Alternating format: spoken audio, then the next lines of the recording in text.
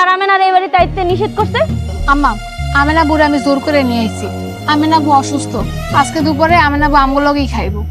মিম, তুমি কিন্তু hello guys, আসসালামু আলাইকুম। সবাই কেমন আছেন? আশা করি সবাই ভালো আছেন।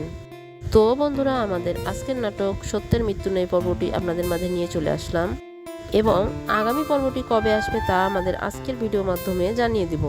তাই ভিডিওটি স্কিপ না করে শেষ পর্যন্ত দেখতে থাকুন, এবং চ্যানেলটি সাবস্ক্রাইব করা না থাকলে অবশ্যই সাবস্ক্রাইব করবেন। তো বন্ধুরা, আজকের 50তম পর্বটি সত্যের মৃত্যু নেই নাটকের পর্বটি ছিল চরম উত্তেজনা এবং আবেগ ভরপুর। পর্বের শুরুতেই আমরা দেখতে পাই মেজো ভাই আলাউদ্দিনের পরিস্থিতি।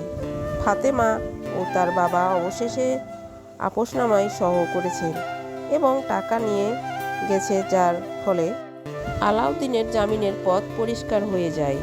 কিন্তু মা এবং ছোট বোন ভাই মঈন যখন জেলে আলাউদ্দিনের সাথে দেখা করতে যায়, তখন দেখা যায় মেন্টাল ট্রমা বা মানসিক আঘাত আলাউদ্দিনের মানসিক ভারসাম্য প্রায় হারিয়ে গেছে। সে তার মা ও ভাইকে চিনতে পারলেও উল্টাপাল্টা কথা বলছে।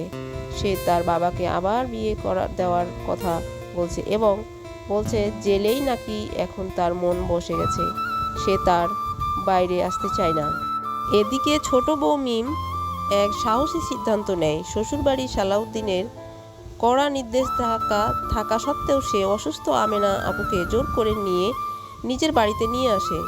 মিম স্পষ্ট জানিয়ে দেয় আমেনা এবং এই বাড়িতে কানো বউ হিসেবে আসেনি, এসেছে তার বোন হিসেবে। যদি এই কারণে তাকে বাড়ি থেকে বের করে দেওয়া হয়, সে তার স্বামীর সাথে চলে যাবে, কিন্তু আমেনাকে ফেলে দেবে না। এরপর মিম ও আমেনা মিলে রান্নাঘরে একটি পরিকল্পনা করে। আমেনা আপুর হাতের রান্না শ্বশুরমশাই পছন্দ করেন, তাই আমেনা রান্না করবে আর মিম বলবে সে নিজে রান্না করছে, যাতে বাড়ির সবাই মনের ঘৃণা একটু কমে। সালাউদ্দিন আরেক ছেলে আলাউদ্দিন ছোট যখন রাস্তায় তার বাবার পিছু নেয়, তখন বাবা তাকে তাড়িয়ে দিলেও মনে মনে অনুশোচনা করেন এবং বলেন, পরিবারের ভালোর জন্য তোকে ঠেলে ফেলে দিতে আমিও সুখে নেই বাবা, আমায় মাফ করে দিস।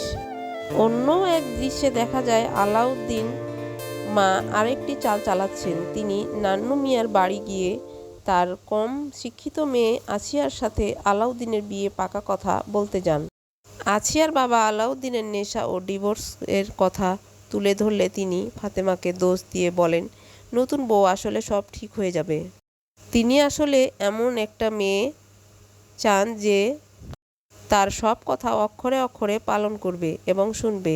কিন্তু নাটকের আসল ঝড় উঠে পর্বের একেবারে শেষ মুহূর্তে। মেজো ভাইজান যখন আমেনার ভাই সালাউদ্দিনের সাথে দোকানে কথা বলছিল, তখনই হঠাৎ খবর আসে আমেনা আপু ঘরে মেঝেতে রক্তাক্ত অবস্থায় পড়ে আছেন।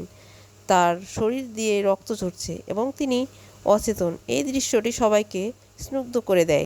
আসলে আমেনা আপুর এই রক্তাক্ত অবস্থায় পড়ে থাকার কারণ কি, কে করলো এবং তার এই ক্ষতি, নাকি তার পেছনে লুকিয়ে আছে অন্য কোনো ষড়যন্ত্র, এই সব জানতে হলে আমাদের অপেক্ষা করতে হবে আগামী পর্ব দেখার জন্য। বন্ধুরা, জানিয়ে দেব আমাদের আগামী পর্বটি কবে আসবে। আমাদের আগামী পর্বটি সত্যের মৃত্যু নাটকের পর্ব আগামী 30 তারিখ দুপুর 3টায় আসবে। আপনারা আমার এই ভিডিওটি কে কোন জেলা থেকে দেখছেন তা অবশ্যই কমেন্ট করে জানাবেন। আপনাদের কমেন্টগুলো আমি আগামী পর্বে অবশ্যই বলবো। তো বন্ধুরা, দেখতে থাকুন আমাদের এই ভিডিওগুলো, নতুন নতুন আপডেট হবে। সেই পর্যন্ত ভালো থাকুন।